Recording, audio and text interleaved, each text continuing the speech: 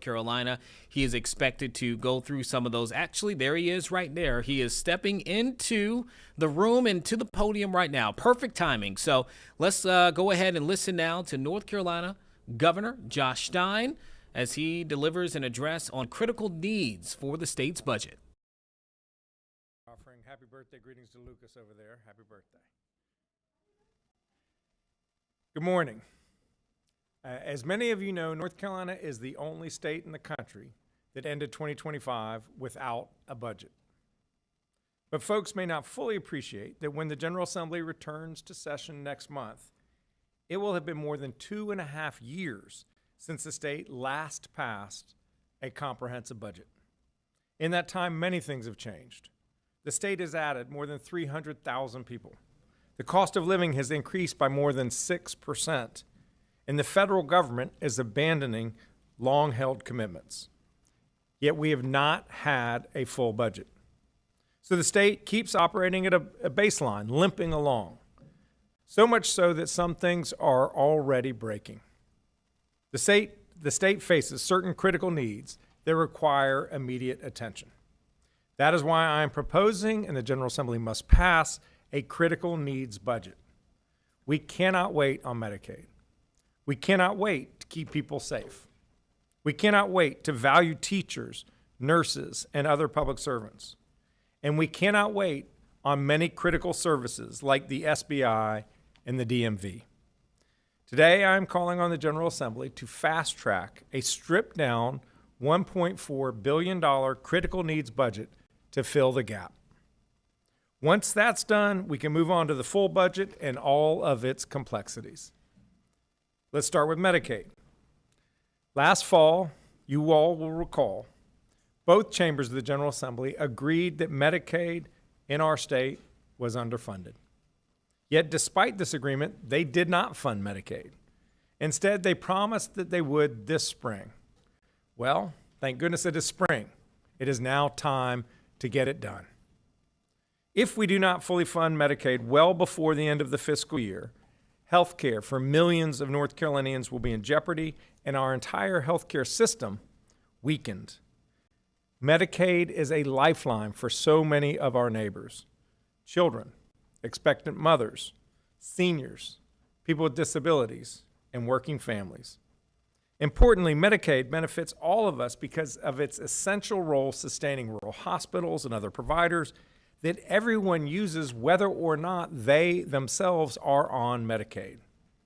In this way, Medicaid undergirds the entire healthcare system.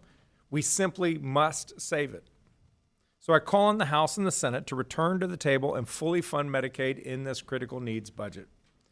We projected last summer what was needed to fully fund the program. We've been scrutinizing actual Medicaid expenditures through January of this year, and the numbers are on track with what our actuaries estimated. To be made whole, we are asking the General Assembly to once again appropriate $319 million as soon as possible to avoid further unnecessary chaos. Let's work together to protect people's health care, not leave patients and providers out to dry. I'll now invite forward Secretary Sangvi to say more about the need to fund Medicaid.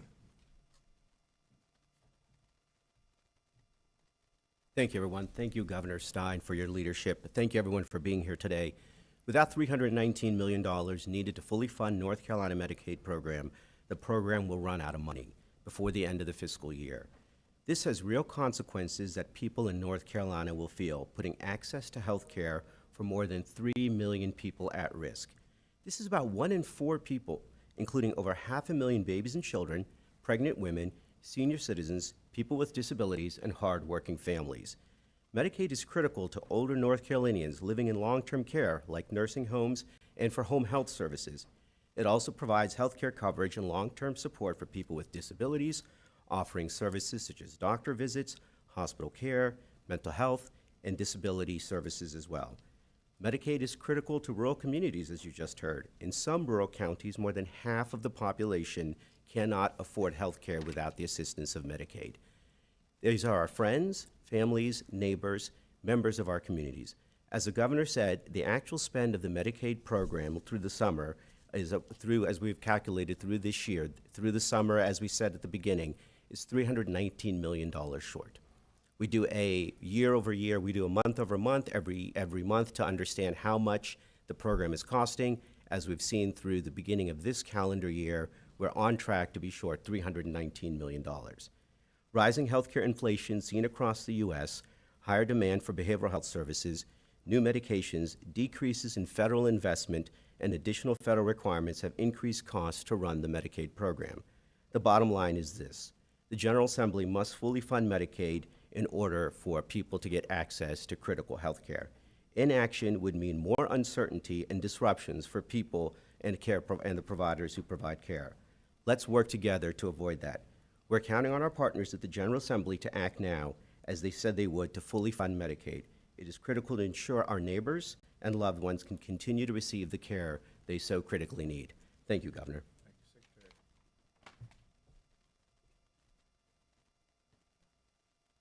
Thank you, Secretary Sangvi. People are counting on us to protect their health care. They're also counting on us to protect their safety. To keep people safe, we need more well-trained officers on the beat in their communities, building relationships and building trust. To hire and keep the best people, we must adequately compensate our state's law enforcement officers. But we don't. North Carolina ranks 49th in the nation in starting pay for state troopers. That is a damned embarrassment.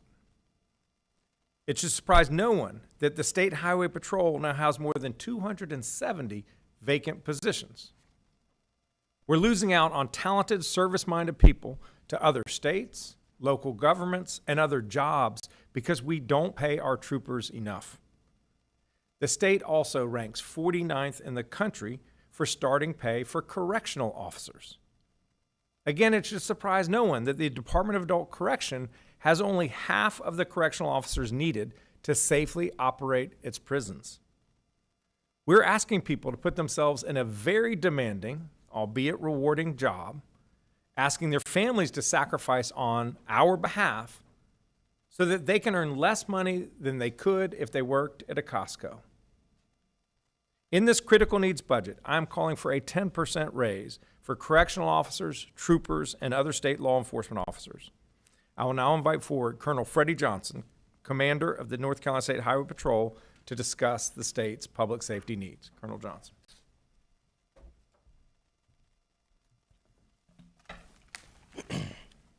Good morning, and thank you, Governor Stein. I'm grateful for the opportunity to speak today about the importance of investing in the men and women who serve our state on the front lines of public safety. Our mission to protect and serve the people of this state and to keep our roadways safe is vital to our state's success. Every day, our troopers and our communications professionals answer that call, often in difficult and dangerous situations. To continue fulfilling that mission, we must address critical need for competitive pay for both our sworn members and our dedicated professionals who staff our communication centers. Our troopers respond to crashes, criminal activity, and emergencies across all 100 counties. At the same time, our telecommunications are the calm voices behind the radio, coordinating responses and ensuring help gets wherever it is needed. Those roles require skills, training, and tremendous commitment. But we are seeing increasing challenges in recruiting new members and retaining experienced ones, as other agencies and industries offer higher pay. Providing competitive salaries is essential if we want to keep the experienced professionals we have and attract the next generation of troopers and telecommunicators for our state. Along with salaries, we must recognize the importance of investing in the infrastructure that supports our mission, from modernizing our facilities and our Viper communication systems to ensuring our equipment and fleet are ready. These investments allow us to respond effectively whenever North Carolinians need us the most. Whether it is a severe storm, a major emergency, or the everyday work of keeping our highways safe, The people of this state expect our highway patrol to be ready at a moment's notice. These investments help ensure that is where we exactly are. On behalf of the men and women of the North Carolina Highway Patrol and all law enforcement across this state, I want to thank the governor and the General Assembly for recognizing the importance of investing in public safety and in the people who make that mission possible. Thank you for your time, Governor. Yes, sir.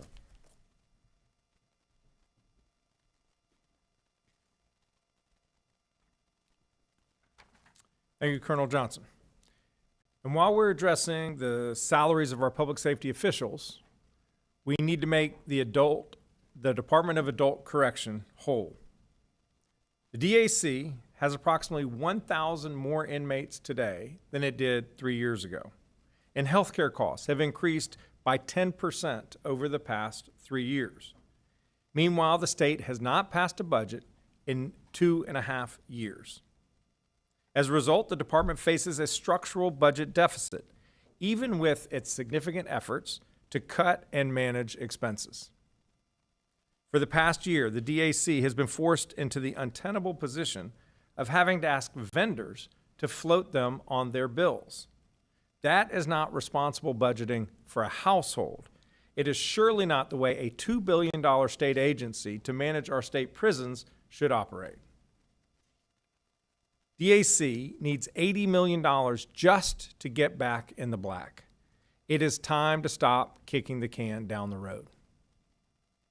Keeping people safe requires more than prisons and public safety officers. We are all painfully aware of recent instances in North Carolina, in Charlotte, in Southport, in Raleigh, when someone experiencing a serious mental health crisis tragically murdered fellow North Carolinians. That is why I'm calling for a 10% raise for state nurses and healthcare workers who treat people with severe mental illness. Of course, the vast majority of people with mental health challenges pose no risk to themselves or others, but a small minority do when they don't receive appropriate treatment. But too many in need are turned away or forced to wait weeks for that treatment. Meanwhile, we have hundreds of inpatient beds in state psychiatric facilities that sit empty because we don't have the staff to serve those beds. That is a tragic waste. Let's invest in the people who treat other people, getting them healthy and making all of us safer. Our state has so much going for it. This past year, we were ranked the top state for business, the top state for economic development, the top state for workforce development. We're the top state that people from other states are moving to. We had the highest employment growth of all 50 states in the country last quarter.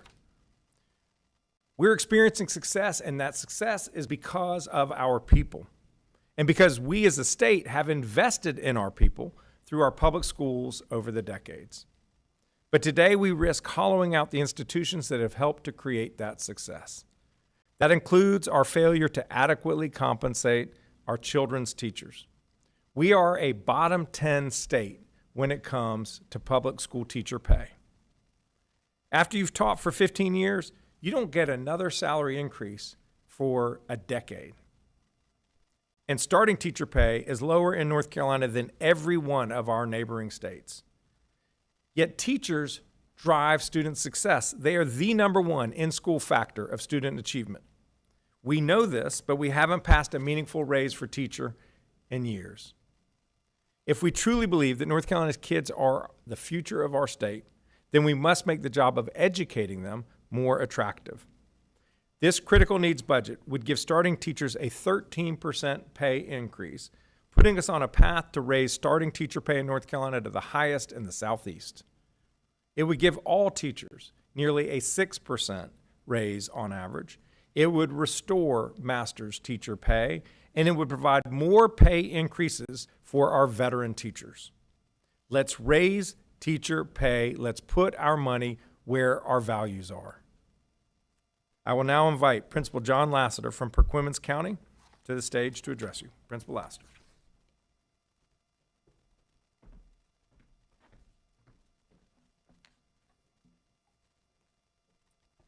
Governor Stein, thank you for the opportunity to speak for something that has shaped my life, teachers, and public education.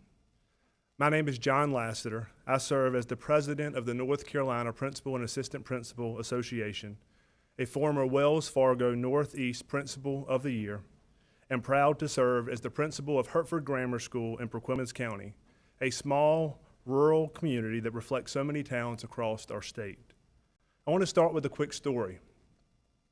I know a third grader who missed more than 40 consecutive days of school from Thanksgiving to Valentine's Day because he was in and out of the hospital and extremely ill.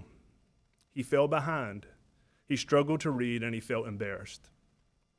He was so nervous to read out loud that he would literally sweat when his teachers called on him. I know that third grader because I am him. I'm standing here today because my teachers refused to give up on me. They didn't just teach me to read, they taught me perseverance, hard work, and to believe. I bet if I pause long enough, everyone in this room can think of a teacher who did the same for you. Someone who saw more in you than you saw in yourself.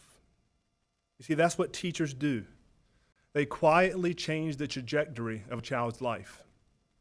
They carry hope into hard places. They stand with a steady voice that says, "You can." This moment matters because right now, too many teachers feel undervalued, ignored, and unsupported. We're asking them to do a job that gets more challenging every year to meet rising needs.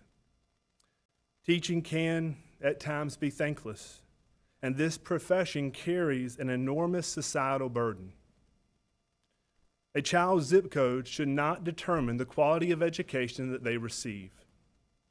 We want to believe that. But if we're honest, given current levels of funding, right now it often does.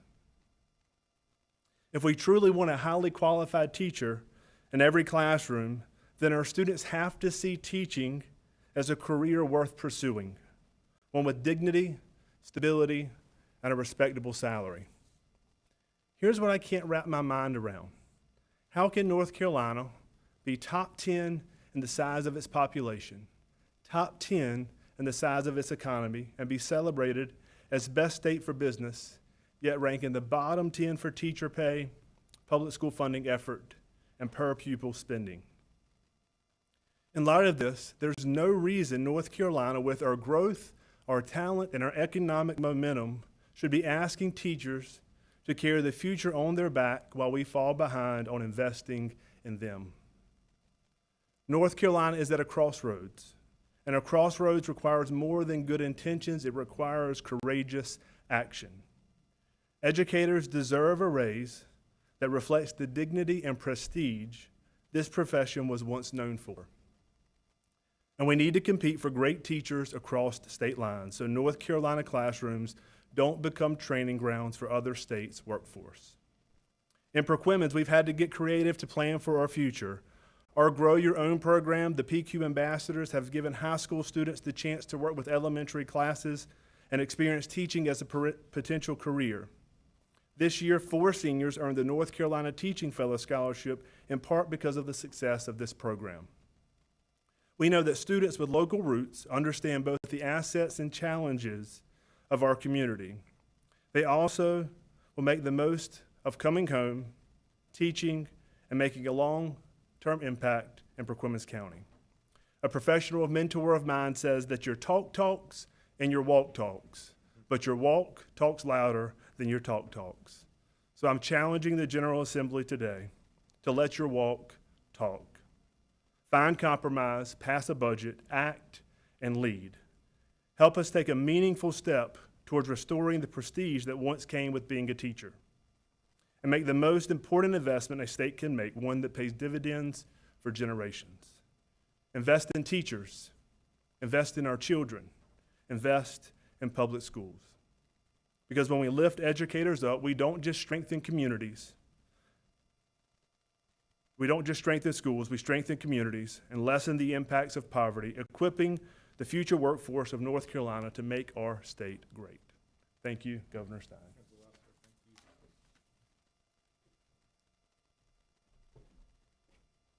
Thank you, Principal Lassiter. While we correct pay for teachers, nurses, and law enforcement officers, we must also do right by North Carolina's other public servants, the transportation workers clearing roads in winter weather, the benefits specialists helping veterans get connected to services, and so many others. None of them have received any raise in pay in nearly 2 years, despite inflation and rising costs. Health insurance premiums just went up for state employees. So essentially, our state employees are being asked to do the same job today for less money than they earned a year ago. Let's fast track a raise in pay for state employees and a cost of living increase for our retirees. In addition to our health care, public safety, and public education needs, many other critical public services are underfunded. In this critical needs budget, however, I am not including all of the important needs that state government today faces, because I expect the legislature to pass a comprehensive budget relatively soon. However, there are a handful of other truly urgent needs that cannot wait for them to work through all of their differences. These include the following. The State Bureau of Investigation's operational budget is in the red because its caseload has dramatically increased in recent years.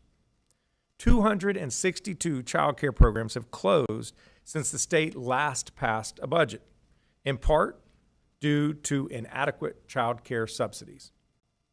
And children of veterans who were injured or killed in service to our country are being denied scholarships that we promised them because the legislature has not passed a budget. More than 1,400 of these deserving students had their scholarships reduced, and more eligible students were denied the opportunity to apply because there were no funds. We cannot abandon our promises or neglect our critical services. We're going to work together to develop a comprehensive, fiscally responsible budget for the short session. But before we do that, let's act now to keep North Carolina strong and to address certain critical needs. Together, we can lead our state and stop the bleeding. Let's give North Carolinians the stability they deserve and pass this critical needs budget that makes essential investments in our safety, our health, and our education. Thank you, and at this time, I'll invite the speakers up to join me for the question and answer session, and any of you may address your questions to me here. Deb, why don't you come on this side? Colonel, why don't you come on this side as well, please? You can address questions directly to me or any of the speakers, and we have Kristen Walker, the head of the Office of State Management and Budget. And for question portion, we're going to offer the microphone for people to hear. Anyone have a question? Yes. Hey, Colin Campbell with WUNC News. Dr. Sangvi and also the governor, what sort of deadlines are you up against for the Medicaid program? At what point are you going to have to make some cuts to services if the legislature doesn't act before a certain date? Well, the whole purpose of this critical needs budget is to avoid this chaos. We experienced chaos in the fall. When they didn't give us the money that we needed, we had to reduce provider rates of what we could pay providers to treat people on Medicaid. It created chaos. The courts intervened. We went back to the old rates. If they don't give us the money to fully fund Medicaid, there will be chaos again. Why? It is absolutely avoidable. Let's address it now in the spring when they said that they would, so that we can avoid all the games that we have to go through, the scenario planning and institute cuts when they're unnecessary. Just pass a critical needs budget. I don't know, Dev, if you want to add to that. Thank you, Governor. I don't know how much more I can add. The governor said it well. The deadline is now. I mean, the result of not getting the funding is we'd have to go back to think about programs and services. And as the governor just said, that creates more chaos, more uncertainty, decreased wellness. So the deadline is now. Yeah, I mean, to follow up, it looks like the short session obviously is in April. They're technically in session this week, but doesn't seem to have called their members back to Raleigh. Does this need to happen in March, or could it wait to April? I'm happy to take it, sir. The sooner the better. We understand that there are calendars and others, and so if it were priority in April, that would be well appreciated. If there's an opportunity before then, it would be even better. But as you can imagine, the deadline is looming as June 30th gets here, so sooner is better. Morning, Dina with CBS 17 News. Republican leadership has repeatedly said that they have until the end of this year to really get a final budget. If a critical needs budget does not happen and they wait until the end of this year, what then? Things that are breaking will break. We cannot wait and expect people to work for less money on a real basis than what they have earned in the previous year. When we're at the bottom of trooper pay, we're at the bottom of the country in correctional officer pay, when we're at the bottom of the country in what we pay our teachers and how much we invest in public education, you can't afford to go lower. At a certain point, things break. We have so many things that are going well for us in North Carolina. More jobs added in North Carolina than any state in the country in the last quarter. We're the number one state that other people are moving to from other states. We're the top state for business, the top state for business, economic development, this top state for workforce development. These things are great, but it's a result of investments that we've made in the past. We can kill the goose that lays the golden eggs if we are not responsible and pass a fiscally responsible budget. Thanks. Gary Robertson with AP. Given the results of last week's election, Governor, how would you evaluate your leverage now, given what we've seen and what members of the public want from their legislature? I think what the election showed is that the voters of North Carolina want action that serves their interests. People of this state want to have safe neighborhoods, safe streets. They want a strong highway patrol. People of this state want a healthcare system that is strong and viable and is excellent all across the state, including our rural communities. They want a strong Medicaid system. People want great public schools that educate our children so that they have skills and knowledge to succeed in what is a very fast-changing economy and world. We need to have excellent teachers in our public schools. They want critical public services. They want our prisons to not essentially go bankrupt so that they can keep dangerous people safe and secure while they rehabilitate. These are basic functions of state government, and that's what their voters want. These are not Democratic issues. These are not Republican issues. These are not unaffiliated voter issues. These are core North Carolina issues.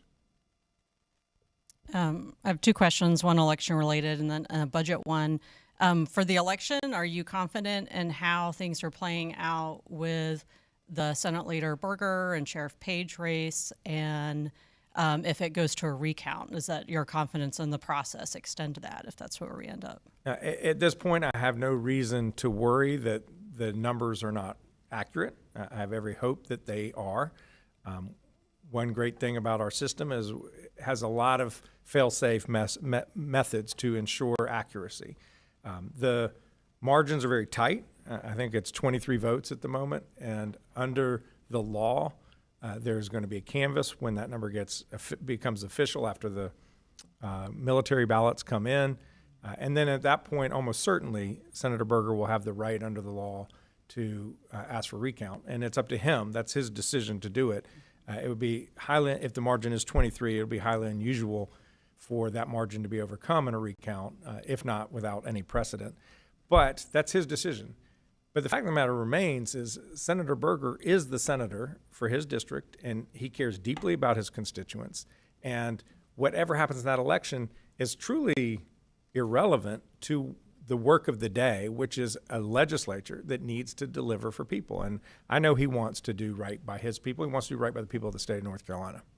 Have you, on the budget, it's March, is there already work being done on planning a revenue forecast? And then tied to that, is part of asking for the raises now because you're, I guess, not confident that there would be a budget for the next fiscal year, because I assume these raises would be retroactive for the past year if something is passed. Yeah, the budget, the raises would definitely be retroactive.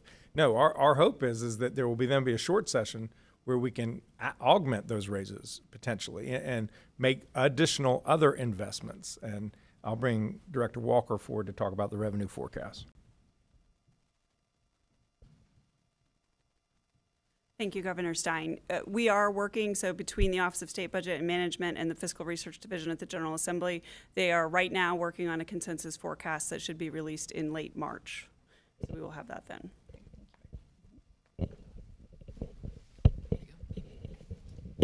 Hey, Will Dorn from WRAL. I wanted to follow up on that same question just now. You know, we've seen your office, Legislative Fiscal Analysis, say that we're heading towards a deficit soon, possibly as soon as this coming fiscal year. Obviously, as you stand up here asking for more money to deal with our state's growing population, is that compatible with our current tax scheme that we have in North Carolina? Everything that we're asking for in this budget is sustainable over the long term. There are other critical investments. In fact, I'm not satisfied with the pay increases that we're putting in here for state employees, for teachers, for law enforcement. I want there to be even more, because even a 10% raise for starting trooper pay, that's not going to jump us. I think it moves us from 49th to 47th. All right? That's progress. It's moving in the right direction. But who would be proud to know that the state of North Carolina invests in our troopers 47th in the country? We are not a poor state, but we are making ourselves a poor state by reckless pre-programmed tax cuts. And that will be a topic for additional conversation. I mean, we're looking at $900 million less in the coming year if the tax cuts go forward for next year, and then $3.5 billion the year after, pre-programmed tax cuts. This is absolutely reckless in terms of our ability to continue to meet the basic expectations of what a North Carolina resident expects from the state. Michael Perchik, WTVD. I know there was bipartisan support for the House budget. Has there been any conversation with either House leadership or Senate leadership regarding this critical needs budget and what their temperature is, or their willingness to engage in kind of mini budgets rather than one comprehensive budget? Yeah. To be clear, this critical needs budget is not in lieu of a comprehensive budget. Clearly, the state needs a comprehensive budget. My fear has been that they will just push off the 2025-2026 budget and just do the short session budget and pretend as if this past year did not exist. Yet, in the past year, we've added many more prisoners to our state prisons. Our workers are experiencing the same inflation as everybody else. And so we need to address those real needs now, but that doesn't mean we will not pass a comprehensive budget. We absolutely must do that. We've had plenty of conversations. My staff has met with legislative staff, both the nonpartisan professional staff of the General Assembly and each of the corner offices where the Speaker and the President Pro Tem work. And so everyone's very much aware of what our thinking is, and I'm optimistic that they will agree. But, they agreed that we needed to increase funding for Medicaid, and they couldn't come to a deal. So I'm hoping that we're at a point in the political cycle where we can put our differences and political disputes behind us and put to the front what is going to help the people of North Carolina, what is going to help them get better education for their kids, what's going to help them have a better healthcare system for their parents and grandparents, what's going to help people on our streets be safer. That's what this critical needs budget is about. In the Outer Banks with WTKR News 3, we have critical needs here of erosion, NC-12 challenges, and houses falling into the ocean. Is there a plan at the state level to work on addressing those issues to help coastal communities? The Department of Transportation is surely working with partners in the local areas on the Outer Banks to figure out what makes sense over the long term to ensure the continued operation of NC-12. In terms of houses falling in the ocean, the primary challenge is that for a homeowner whose house is certain to fall into the ocean, they can't get insurance until it collapses. So their incentive is to wait for it to collapse, when we all know it's a matter of days, weeks, months that it will fall. So there is legislation, bipartisan legislation in the U.S. Congress, which is responsible for the National Flood Insurance Program, to, in certain circumstances, allow for a homeowner to get a claim so that we can remove the home in an orderly fashion. It's a ridiculous situation at the moment. But we understand that there are long-term needs for the Outer Banks, and everyone's looking very hard at that.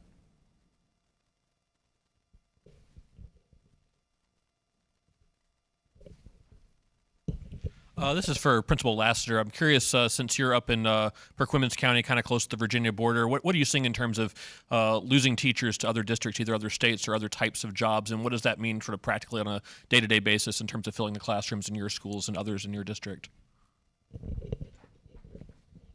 Yeah, that's a great question. I'm from Perquimans County. I graduated from Perquimans County High School. I was a North Carolina teaching fellow at NC State. And so when I said that a child's education shouldn't be determined by their zip code, I believe it to my heart. It is challenging.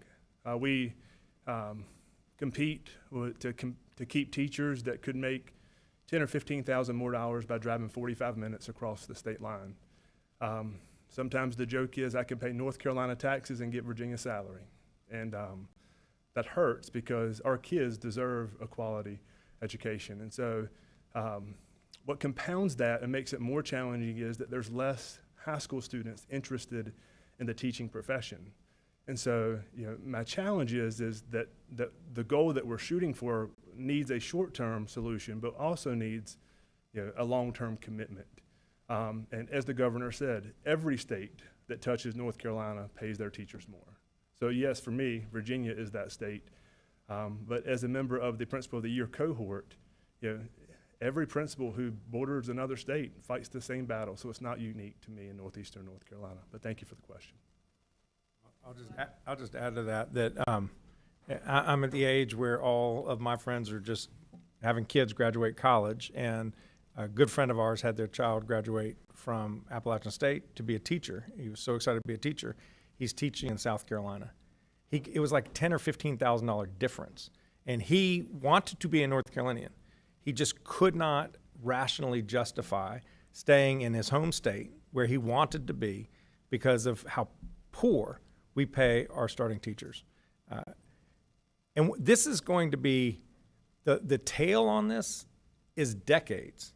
If we have an entire cohort of kids in high school and college who simply have concluded that this is not a viable career, I'm not going to even pursue this, we won't feel it until the current generation of teachers have retired and there's no one to take their place. Or those who are not the ones that we would want or choose to be our teachers.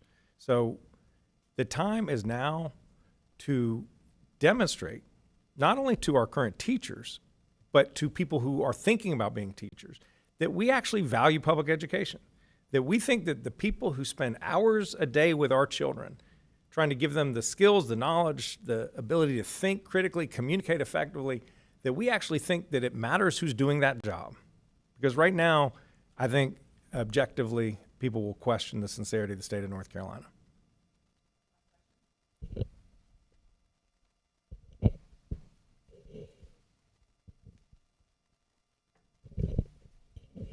Will Michaels with NC Local. Just a clarification on Medicaid for a second, if I could. I think in January, DHHS was talking about 250,000 people under Medicaid at risk of losing their coverage just under the cuts from the One Big Beautiful Bill. But I'm trying to wrap my head around the timeline because some of those cuts I think happen later this year or even next year. But with the gap that you're saying exists before the end of the fiscal year, I mean, could people start to lose their coverage before June 30th? I'm just trying to kind of understand when that might happen. That's a great question. There's so many things happening in the Medicaid program right now. Sometimes it's hard to even keep track of them. We certainly have the rebates challenge that we have right now. There are the issues with H.R. 1. Those two things are separate. What we're talking about today is rebates. That's the funding we need to do same store, same business year over year, largely related to enrollment and inflation. It also underscores the reason why we need to solve the problem now, because we do have the challenges of H.R. 1, the potential for people to lose coverage looming in front of us. So all the more important to get this done now. Thank you all.